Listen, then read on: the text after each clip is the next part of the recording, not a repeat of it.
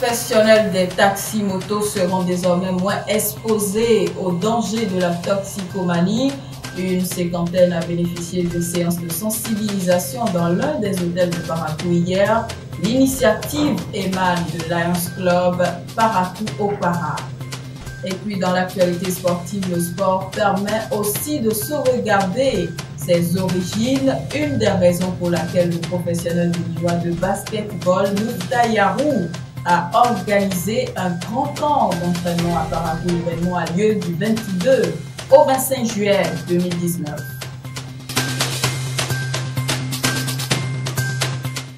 Voilà pour les titres de ce journal. Bonsoir à tous. Les ministres du Bénin instruits à déposer le point de tous les agents sous contrat à durée déterminée et indéterminée dans les administrations publiques. Ce vendredi 26 juillet 2019, c'est l'une des décisions issues du récent Conseil des ministres, une décision présentée par le secrétaire général du gouvernement, Edouard Wengwo. Aucune information officielle pour l'instant sur la finalité de ce recensement. Plus de détails sur cette information dans nos prochaines éditions.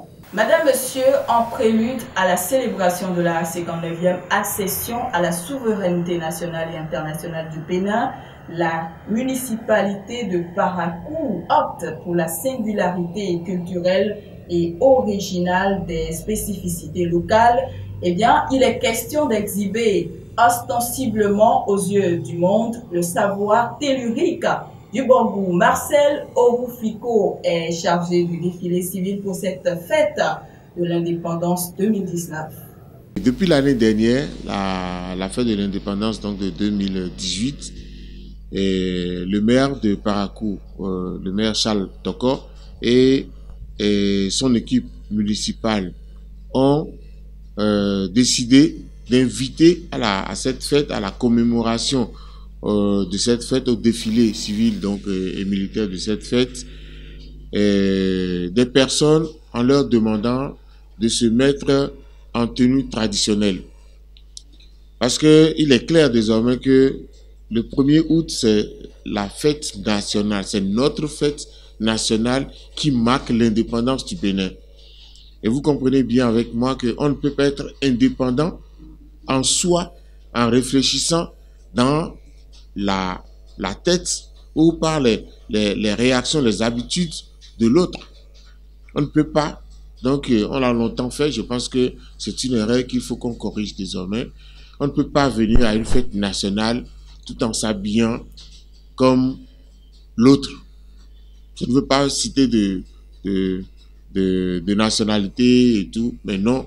Lorsque on dit que c'est une fête de souveraineté nationale, la souveraineté passe d'abord par l'amour de soi-même, par la mise en valeur de ce que nous sommes et de nos valeurs intrinsèques. C'est pour cela que les tenues traditionnelles et les tenues locales, c'est des choses de chez nous. Et pour une fois dans l'année au moins, ce jour-là, du 1er août, nous devrions nous mettre dans cette tenue-là avec beaucoup de fierté. Parallèlement, le responsable du défilé civil explicite le dispositif de sécurité prévu pour la circonstance et appelle les participants à la ponctualité. Regardons. La mairie a mis sur pied un comité d'organisation qui travaille de concert avec les responsables de la police républicaine, avec les douaniers et toutes les forces, les corps constitués et habillés de Parakou. Il y a des sous-comités qui s'occupent des compartiments du défilé, par exemple. Il y a le défilé militaire et le défilé civil. Je demanderai aux uns et aux autres de venir tôt, de prendre leur place, les bonnes places et de pouvoir suivre le défilé de bout en bout. La fête sera belle de toutes les façons. À l'instant, Marcel Ogoufiko, il est chargé du défilé civil 2019.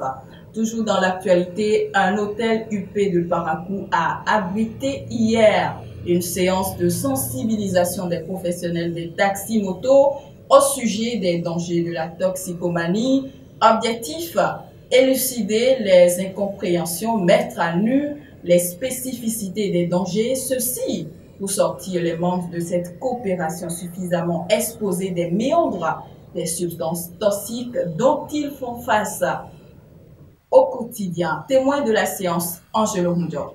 Lutter contre la toxicomanie dans le rang des conducteurs de taxi-moto de Parakou, tel est l'objectif de Lions Club de Parakou-Para qui a organisé ce jeudi 25 juillet une séance de sensibilisation dans un hôtel UP de la place. Une présentation minutieuse sur les risques de la toxicomanie a permis aux participants de s'enquérir des réalités. Ce qui risque d'arriver, c'est que celui qui vient de prendre sa chose, et qui a pris, parce que maintenant, une petite bouteille ne suffit pas, a pris beaucoup.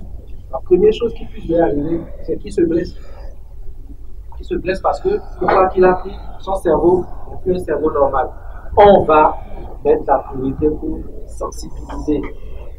Ensuite, s'il y en a qui sont déjà dedans, on réfléchira pour voir comment est-ce qu'on les sort. Nous avons appris des uns et des autres. Vous avez appris par rapport à la projection, par rapport à la présentation. Et nous aussi, nous avons appris. Nous vous disons merci. La corporation a loué et apprécié l'initiative. Elle promet, main sur le cœur, qu'elle mettra en œuvre les explications et les recommandations reçues. Je me suis retrouvé dedans, pleinement même, parce que quand je me sens fatigué, je prends le café. Bon, j'ai vu que cette habitude-là n'est pas une bonne attitude. Puisque d'abord, je le prends pour me soulager, croyant que je me suis en train de me faire du bien. Alors que j'ai vu qu'aujourd'hui, vraiment, je me suis en train de me rendre malade. Et je vois que ce n'est pas une bonne habitude. En abusant tous ces trucs-là, que ce soit de l'alcool, tabac, café, ça veut dire que nous-mêmes, nous sommes en train de nous faire du mal, nous-mêmes. Donc aujourd'hui, maintenant, j'ai compris qu'il vaut mieux ne pas prendre, donc il vaut mieux laisser. Tout ce que j'ai à dire, un conseil aux hommes qui n'ont pas suivi cette formation, cette communication-là, s'il vous plaît, tous ceux qui prennent du para blindé, café, tabac, tout et tout là, je vous en supplie, laissez. Au-delà des annonces, le constat semble évident que la prévention reste nécessaire pour l'amélioration de la vie sanitaire des populations.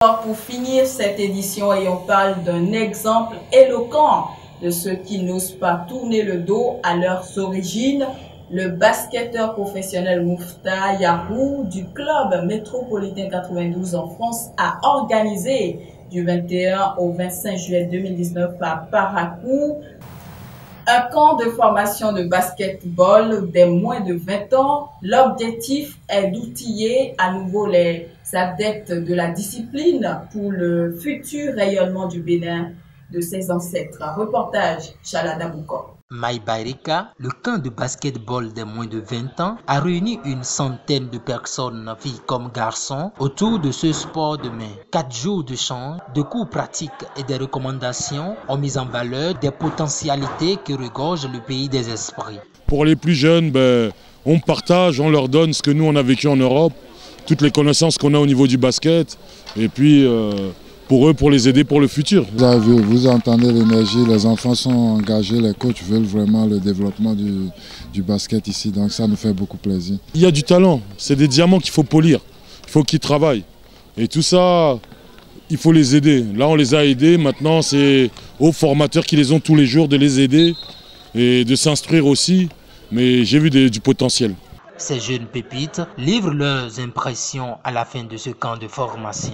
Bon, ça s'est très bien passé parce qu'on a eu plusieurs coachs à notre disposition, des ballons en permanence et on a varié des sessions à perfectionner ce qu'on connaissait. J'ai aimé, c'était animé, c'est bien amusé. Bon, j'aimerais bien que l'organisateur puisse se refaire les années à venir. Autorités, formateurs et les bonnes volontés sont invités à penser les mots qui minent le développement du basketball au Bénin. Après le bon résultat qu'on a eu pour cette édition, je suis sûr que les autorités vont nous accompagner. Et la fédération, le président de la fédération, on est en contact tous les jours sur l'évolution du camp. Cette année, les autorités n'ont pas vraiment aidé, mais l'année prochaine, je pense qu'ils vont s'y mettre aussi. Ces louables initiatives méritent d'être encouragées et accompagnées pour bientôt hisser le fanion de la République du Bénin très haut lors des prochaines échéances africaines et mondiales. C'est la fin de cette édition. Merci de votre attention et surtout, portez-vous bien.